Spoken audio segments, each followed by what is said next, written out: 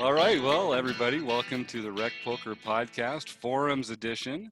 I'd like to thank Website AMP, Learn Pro Poker, and Running Aces Hotel, Racetrack, and Casino for making this wonderful thing possible.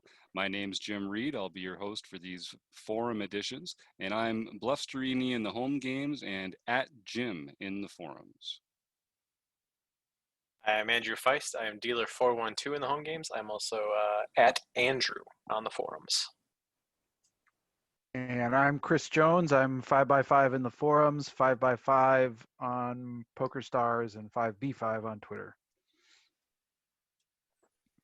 I'm John Somsky, and I am Poker Geek MN everywhere, except for in real life where I'm John. We still think you're a poker geek. Yeah. And I'm Rob Washam. I'm Radman50, as John said, everywhere. And I'm Taylor Moss on the forums. You can find me as Taylor Moss.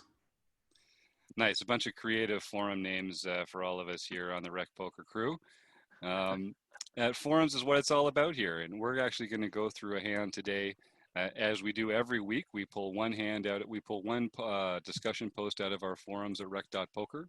This one's by ARW. ARW is a fairly new member to Rec Poker, but they have been a prolific presence in our forums.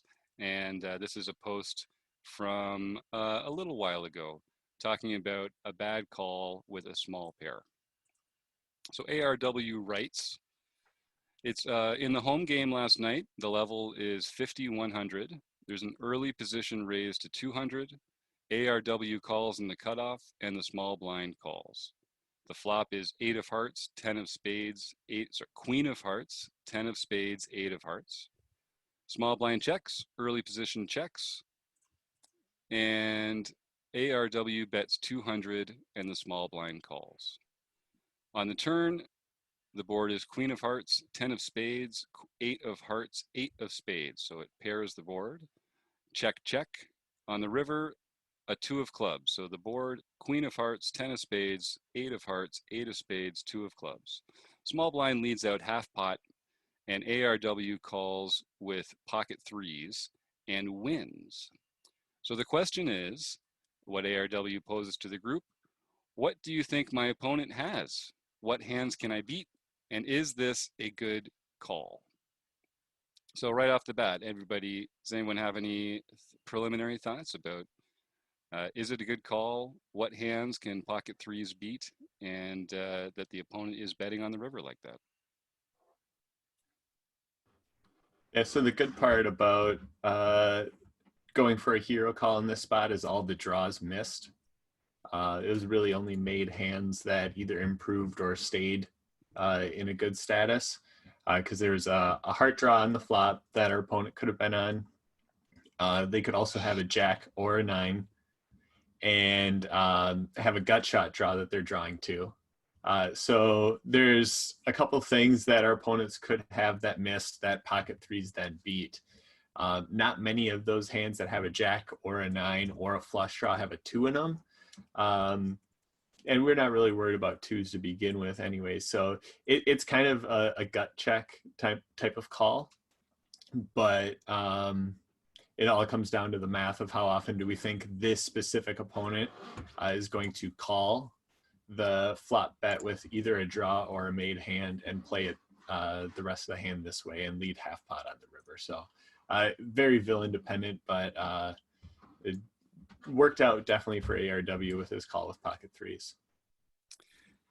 Yeah, and I think the flush draws are a little bit more, you're more likely to win against the flush draw than against the straight draws, because a lot of the straight draws are also going to have a pair. Someone will have played 10-9 or Queen Jack, and they've got the gut shot straight, but they also made a pair with that board.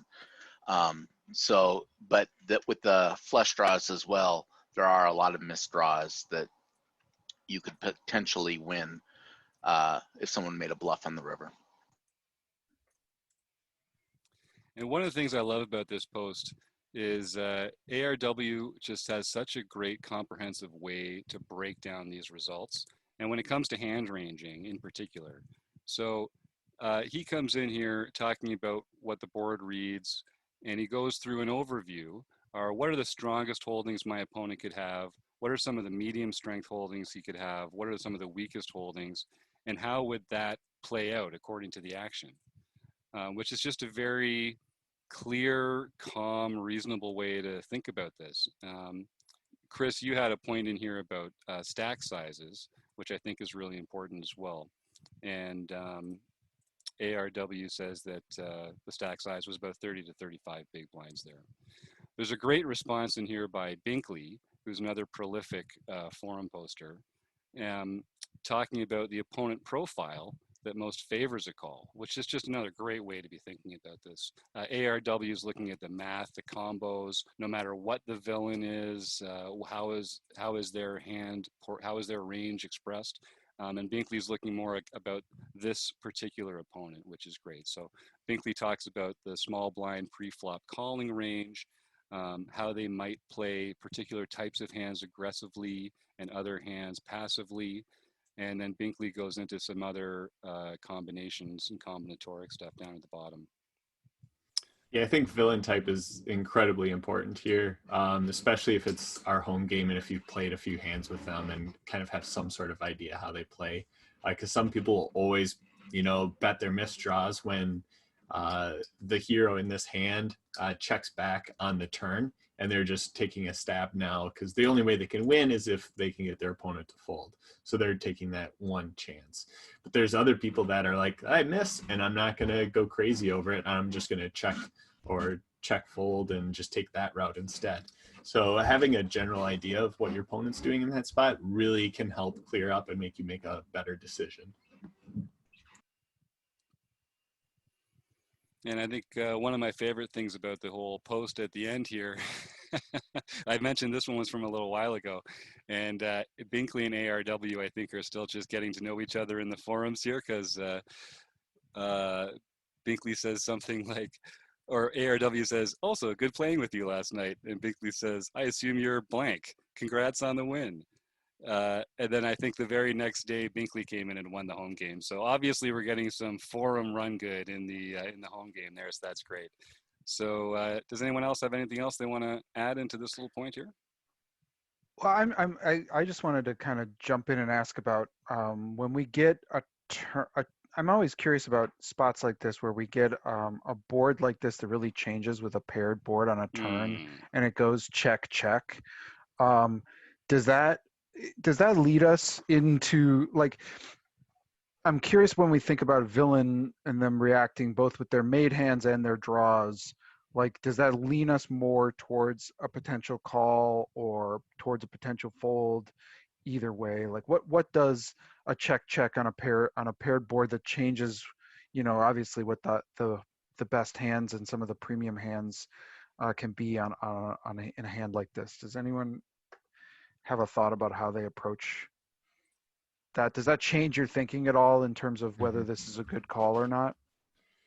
Yeah, if I understand kind of where you're going with this, if the turn instead of going check check, if the small blind check, ARW leads out again and then gets called, and then the opponent leads on the river, I'm scared and I'm running for the hills, right? Like, that is an incredibly strong line for someone to take.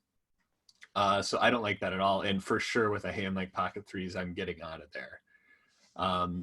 I think the check check is opening the door for our villain to bluff into us and try and steal the pot. And that's essentially why this play was possible by ARW, because I think any other line that either player takes in this hand doesn't result in ARW winning it unless it goes check check on the turn and then opponent leads into us on the river, where we can call a small value or a small bet trying to catch a bluff.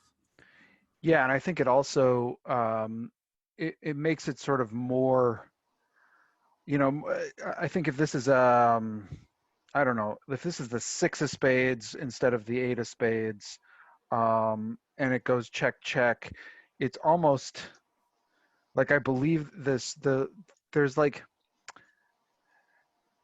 smaller value that's possible there. Then there's more combos of value that beats our pocket threes at that point, because I think even a made pair on that river may put out a small value bet.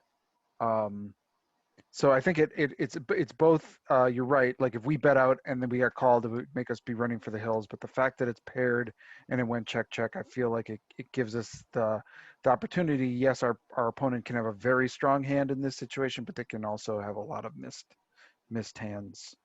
Yeah, Right, because that's the biggest brick on the river you could have in this situation. So that does open it up where you have more possibilities that you are going to be winning with a call more percentage of the time. Yeah, I think that river card does not change anything at all, right? I mean, if he was behind, he's still behind. So that card just did not change anything. So I think I think there were some combinations that they were showing on some of the earlier posts that I think they're missing a few combinations of cards that could be out there right now. So I think I'm thinking more of an ace high type hand that got to the river, maybe an ace high flush draw type hand that got to the river and decided, hey, my ace could be good right now because there was no action at all on the turn. This ace could be good. I can make a play at this pot and maybe even be good. So Yeah, but an ace, I mean, by making a play at the pot, by betting at it, you're really turning an ace into a bluff, because nothing is going to call you that's worse than an ace high. You might very well be able to call down, or your ace high might be the best hand. But if you put a bet out there, you're turning that into a bluff. correct. And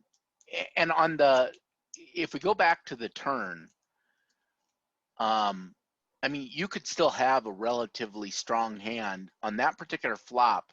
I might check king, queen, or ace, queen in second position, because there's the straight draws out there with the paired board. If they had an 8, you're toast. You really don't have that strong of a hand compared to the board. And I'd kind of like that play to set up someone bluffing into me on the river, because I think that's the most likely way that I can actually get value for my cards. The board's too scary.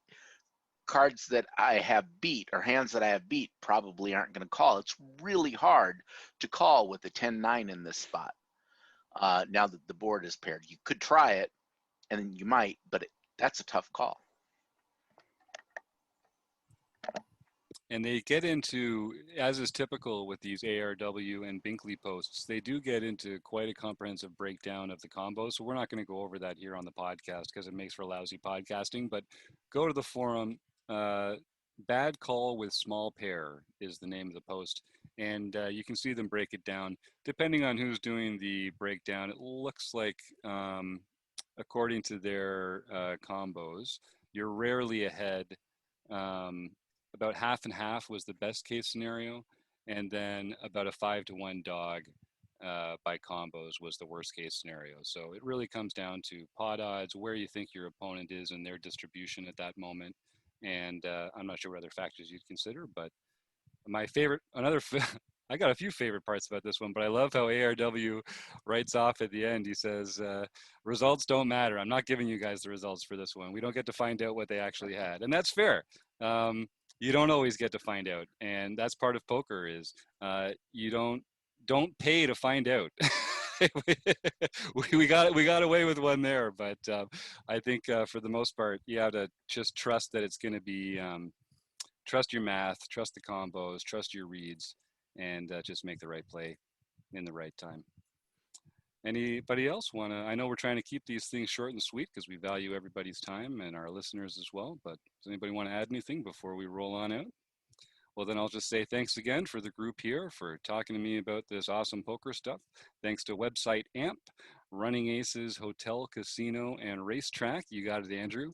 And of course, to Learn Pro Poker. So thanks everyone, and we will see you next week.